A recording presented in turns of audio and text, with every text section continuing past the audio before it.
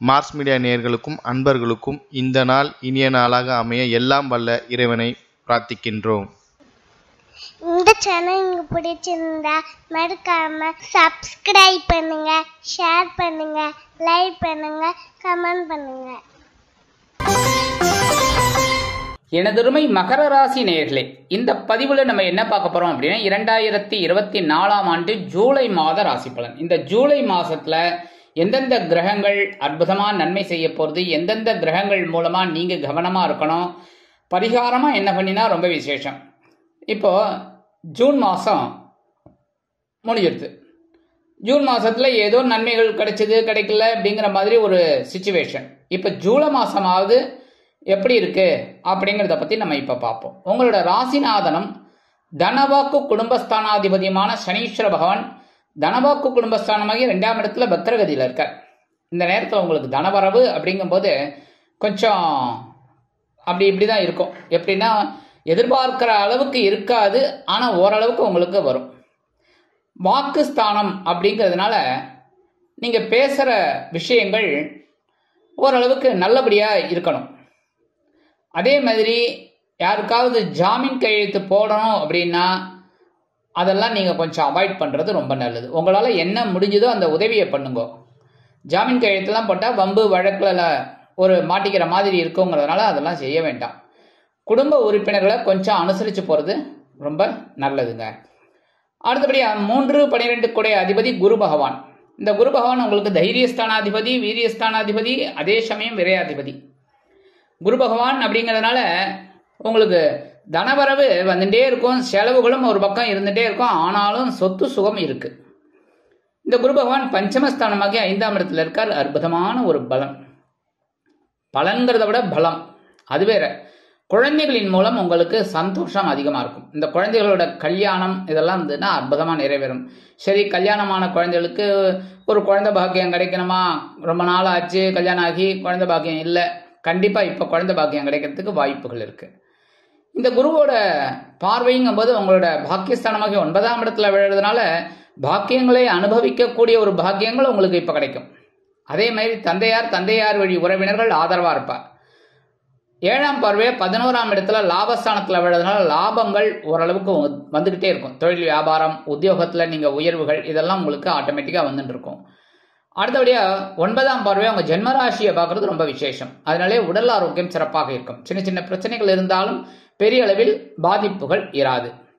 4-11 கூடிய அதிபதி செவ்வாய் பகவான் சுகஸ்தானமாகிய 4ஆம் இடத்துல இருக்கார். அதாவது சுகாதிபதி, லாபாதிபதி சுகஸ்தானத்திலே ஆட்சி அமைச்சு இருக்கிறதுனால சில பேருக்கு ஓரளவுக்கு சொத்து சேர்க்கை வரலாம். அதே மாதிரி வெளியூர் அல்லது வெளிநாட்டு பயணங்கள் அற்புதமாக நிறைவேறும். எடுக்கிற காரியங்கள் இப்ப உங்களுக்கு அற்புதமா நிறைவேறும். உற்றார் உறவினர்கள் ஆதரவாக இருப்பார்கள். 11/7/2024 முதல் இந்த செவ்வாய் பகவான் எங்க வரப்போறான்னு பாத்தீங்கன்னா பஞ்சமஸ்தானமாக 5ஆம் இடத்துக்கு வந்து குருமங்கள யோகத்தை கொடுக்க போறார். ஏன்னா குரு அங்கே இருக்கிறதுனால செவ்வாயும் சேர்ந்துட்டு குரு மங்கள யோகத்தை உங்களுக்கு கொடுக்க போறார். என்ன அப்படின்னா இப்ப குழந்தைகள் மூலமா கண்டிப்பா உங்களுக்கு பெரிய சந்தோஷம் இருக்கு. நீங்க எதிர்பார்க்காத சில விஷயங்கள்லாம் இப்ப அற்புதமா நடக்கும். மனசுல ஆன்மீக சிந்தனைகள் அதிகமா இருக்கும். அதனாலே இந்த ஆன்மீக பயணங்கள்லாம் உங்களுக்கு அற்புதமாக நிறைவேறும். பூர்வீக சொத்துக்கள் உங்க கைக்கு வரத்துக்கு வாய்ப்புகள் கூடி வரும். 5-10 கூடிய அதிபதி சுக்கிர பகவான் பகிர்வன ரோகஸ்தானமாகி 6ஆம் இடத்துல இருக்கிற உத்தியோகத்துல பரபரப்பா இருப்பீங்க. அதேமாதிரி தொழில் வியாபாரத்திலையும் ரொம்ப பரபரப்பா இருப்பீங்க. ஒரு நாள் போல ஒரு நாளைக்கு இருக்காது, தூக்கம் போச்சு அப்படிங்கிற மாதிரிலாம் இருக்கும்.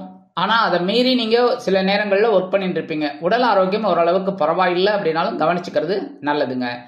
7/7/2024 முதல் இந்த சுக்கிர பகவான் கலத்திரஸ்தானமாகி 7ஆம் இடத்துக்கு வர 7ஆம் இடத்துக்கு வரும்போது வாழ்க்கை துணையோட உடல் ஆரோக்கியத்துல நீங்க கவனம் எடுத்துக்கணும். அதே மாதிரி அவங்களோட முன்னேற்றம் ஏதாவது இருக்கு அப்படின்னா அதுக்கு நீங்க தடை பண்ணாம அதை பத்தி நீங்க டிஸ்கஸ் பண்ணி ஒரு ஃபுல் சப்போர்ட் கொடுக்கணும். அதே மாதிரி நண்பர்கள் விஷயத்துல நீங்க கொஞ்சம் கவனமா இருக்கணும் பேசுற வார்த்தையில. சரியா? நண்பர்கள், கூட்டாளிகள் இதெல்லாம் கொஞ்சம் நீங்க அனுசரித்து நடந்து போறது ரொம்ப ரொம்ப நல்லது. 6-9 கூடிய அதிபதி புத பகவான் கலத்திரஸ்தானமாகி 7ஆம் இடத்துல இருக்கார். இதே கதிதான். என்னன்னா உத்தியோகத்துல இந்த மறைமுக எதிர்ப்புகள்லாம் கொஞ்சம் அதிகமாகலாம். 6ஆம் இடம். அதே மாதிரி நோய்கள் அதிகமாகலாம். ஏதாவது ஒரு வியாதி வரத்துக்கு வாய்ப்புகள் இருக்கு.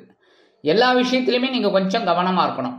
உடல் ஆரோக்கியத்துல, பேசுற வார்த்தையில, நண்பர்கள் விஷயத்துல, கூட்டாளிகள் விஷயத்துல, சக ஊழியர்கள், உத்தியோகஸ்தர்கள் அப்படின்னா சக ஊழியர்கள், தொழில் அதிபர்கள் அப்படின்னா பணியாளர்கள், இந்த மாதிரி விஷயத்துல எல்லாம் நீங்க கொஞ்சம் கவனமா இருக்கிறது நல்லது.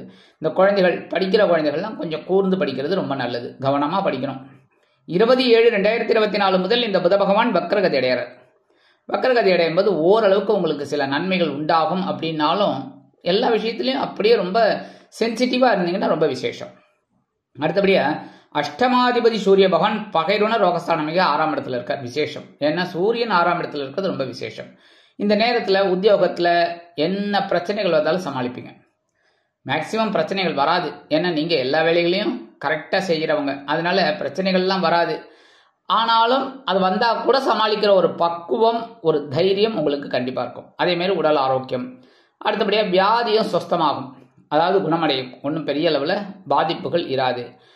17/7/2024 முதல் இந்த சூரிய பகவான் எங்க வரப்போறாருன்னு பார்த்தீங்கன்னா கலத்திரஸ்தானமாக 7ஆம் இடத்துக்கு வந்துடுறாரு. அதாவது தட்சிணாயனம் ஆரம்பிச்சிடுறது. ஆடி மாசம் 7ஆம் இடத்துக்கு வர்றதுனால வாழ்க்கை துணையை கொஞ்சம் நல்லபடியாக கவனிச்சுக்கணும். நீங்கள் உங்களுக்கும் பார்த்தீங்கன்னா முன்கோபம் அதிகமாகும். ஏன்னா இந்த சூரிய பகவான் 7ஆம் இடத்துல இருந்துட்டு 7ஆம் பார்வை அவங்க ஜென்மராசியை பார்க்க போறாரு. அப்படி இருக்கும்போது இந்த புத பகவானும் 7ஆம் பார்வை அவங்கள தான் பார்த்துட்டு இருக்காரு. சுக்கிர பகவான் எல்லாருமே பார்க்குறாங்க. அப்படிங்கும்போது ஓரளவுக்கு மனசுல சந்தோஷமா இருக்கும், அதே சமயம் முன்கோபமும் இருக்குங்கிறதுனால பேசுற வார்த்தையில கவனமா இருக்கிறது உச்சிதம். எடுக்கிற காரியங்கள்லையும் கவனமா இருக்கணும். உத்தியோகத்திலையும் சரி, தொழில் வியாபாரத்திலையும் சரி, வீட்லேயும் சரி, அக்கம் பக்கத்துலையும் சரி, நண்பர்கள் விஷயத்திலையும் சரி, எல்லா விஷயத்திலையுமே கொஞ்சம் பொறுப்பா நடந்துட்டா ரொம்ப நல்லது, சிறப்பு. அடுத்தபடியா சாயா கிரகம், அவன் 2 பேர் தான் பாக்கி. ராகு பகவான் எங்க இருக்காருன்னு பார்த்தீங்கன்னா சகாயஸ்தானமாகிய 3ஆம் இடத்துல இருந்துட்டு உங்களுக்கு தைரியத்தை கொடுத்துட்டு இருக்காரு. இப்படி செய், அப்படி செய் அப்படின்னு பிரம்மாண்டமான ஒரு தைரியம், அதாவது பெரிய அளவுல ஒரு பெரிய யோசனை உங்களுக்கு வந்துட்டு இருக்கு. இப்படி பண்ணினா நல்லா விசேஷமா இருக்கும், அப்படி பண்ணினா ரொம்ப விசேஷமா இருக்கும் அப்படின்னு உத்தியோகத்துல சரி, தொழில் வியாபாரத்திலேயும் சரி. உத்தியோகத்துல நீங்க ஒரு சில திட்டங்கள் எல்லாம் சொல்லிக் கொடுப்பேன், அது உங்களுக்கு பெரிய பிளஸ் பாயிண்ட் அமையும். அதே மாதிரி தொழில் வியாபாரத்திலேயும் ரொம்ப சிறப்பான ஒரு சூழ்நிலையெல்லாம் உங்களுக்கு அமைச்சுக்கிறதுக்கு நீங்களுக்கு, அதாவது உங்களுக்கே அந்த ஒரு ஐடியாலாம் கிடைக்கும். ஆனா இந்த இடத்துல நீங்க கவனமாகவும் இருக்கணும். ஏன்னா கேது பகவான் 9ஆம் இடமாகிய பாக்கியஸ்தானத்துல இருக்காரு. ஆனா குருவோட பார்வையை வாங்கிக்கிறார். அப்படிங்கறதுனால ஏன்னா அப்படியே ராகுவுக்கு ஆப்போசிட் கேது, புரியுதா? ராகு தலை அப்படின்னா கேது வால், அந்த மாதிரி. எப்படின்னா ராகு பகவான் உங்களை ரொம்ப யோசிக்க வைப்பார் பிரம்மாண்டமா. ஆனா கேது என்ன சொல்லுவார், இதெல்லாம் கிடையாது தம்பி, நீ இப்படி பண்ணணும், அப்படி பண்ணணும், இதுதான் லைஃப் அப்படின்னு. அதனால இந்த விஷயத்துல நீங்க எல்லா விஷயமும் கவனமா நீங்க செஞ்சீங்கன்னா கண்டிப்பா ராகு கேதுவோட அனுகிரகம் உங்களுக்கு கண்டிப்பா கிடைக்கும். அதே மாதிரி இந்த வெளியூர் அல்லது வெளிநாடு போய் படிக்கணும், உத்தியோகம் பார்க்கணும்னு நினைக்கிற குழந்தைகள் எல்லாம் தாராளமா இந்த நேரத்தை உபயோகப்படுத்திக்கலாம். துர்க்கை அம்மனை வழிபாடு பண்ணுங்க, பிள்ளையாரை வழிபாடு பண்ணுங்க, ரொம்ப அற்புதமான ஒரு முன்னேற்றம் கண்டிப்பா கிடைக்கும். பிள்ளையாருக்கு முதல்ல ஒரு செதிர் தேங்காய் போடுங்க, அப்ளிகேஷனை கொண்டு போய் கொடுங்க, அடுத்தது எல்லாம் ப்ராக்ரஸ் ஆட்டோமேட்டிக்கா டக்கு டக்குன்னு நடக்கும். துர்க்கை அம்மனை வழிபாடு பண்ணுங்க, சக்சஸ். முடிஞ்சுதா? சரி, பரிகாரமா என்ன பண்ணினா ரொம்ப விசேஷம், சனீஸ்வர பகவான் தான், வேற வழி கிடையாது. அதே மாதிரி மகாலட்சுமி தாயார், ஏன்னா சுக்கிர பகவானை அனுசரிச்சு போனா இந்த பணம் காசு கொட்டும். அதுக்கு என்ன பண்ணணும், சந்தோஷம் வரும். சுக்கிரன் பணங்காசுக்கு மட்டும் இல்லை, சந்தோஷத்துக்கும் அவர் தான். அதனால சந்தோஷமான ஒரு வாழ்க்கை அமையணும் அப்படின்னா சுக்கிரனை வழிபாடு பண்றது ரொம்ப நல்லது. அதனால மகாலட்சுமி தாயாரை வழிபாடு பண்றது ரொம்ப விசேஷம். காயத்ரி சொல்றது, இல்லைன்னா மகாலட்சுமி தாயாருக்கு ஒரு நெய் தீபம் ஏற்றுறது, இதெல்லாம் பண்றது ரொம்ப விசேஷமான பலன்கள் உங்களுக்கு கண்டிப்பா கிடைக்கும். அடுத்தபடியாக நவ கிரகங்களில் உள்ள சனீஸ்வர பகவானிற்கு சனிக்கிழமைகளில் எல் தீபம் ஏற்றி வழிபாடு பண்ணுங்க. சரியா? எல் தீபம் ஆகம விதிப்படி ஓரளவுக்கு இருக்கு, அதனால பண்ணலாம், தப்பு கிடையாது. சில பேர் பண்ணக்கூடாது அப்படிங்கிற, ஆனா இந்த விஷயத்துல எல்லாருமே பண்றாங்க. இல்லைன்னா கோவில்ல தடை பண்ணியிருப்பாங்கல்ல, இப்ப ஆகமம் கிடையாது அப்படின்னா கண்டிப்பா சிவாச்சாரியார்களே அதுக்கு ஒத்துக்க மாட்டாங்க, பண்ணக்கூடாதும்பாங்க. ஆனா கோவில் எல்லாம் இருக்கு அப்படிங்கிற பட்சத்துல இந்த எல் தீபம் ஏத்துறது ஓரளவுக்கு வழக்கத்துல இருக்கு. அதனால இந்த வழக்கத்தை பின்பற்றுறது தப்பு கிடையாதுங்கிறது என்னோட அபிப்பிராயம். மற்ற ஜோதிடர்கள், மற்ற குருமார்கள் சொல்றதெல்லாம் நான் தப்புன்னு சொல்லவே மாட்டேன். ஏன்னா அவ என்னை விட நிறைய விஷயம் தெரிஞ்சவா. அதனால எனக்கே நிறைய ஜோதிடர்கள் ஒரு முன்னோடிகள். அந்த அளவில் அவங்களுக்கு நான் கண்டிப்பா என்னோட வணக்கத்தை தெரிவிச்சுக்கிறேன். அதே சமயம் என்னோட கருத்தையும் நான் முன்வைக்கிறேன். அதனால இந்த எல் தீபம் ஏற்றது ஒரு வழிபாடு இருக்கு. அதனால சனீஸ்வர பகவானுக்கு நீங்கள் சனிக்கிழமையில் எல் தீபம் ஏற்றுறது ரொம்ப சிறப்பு.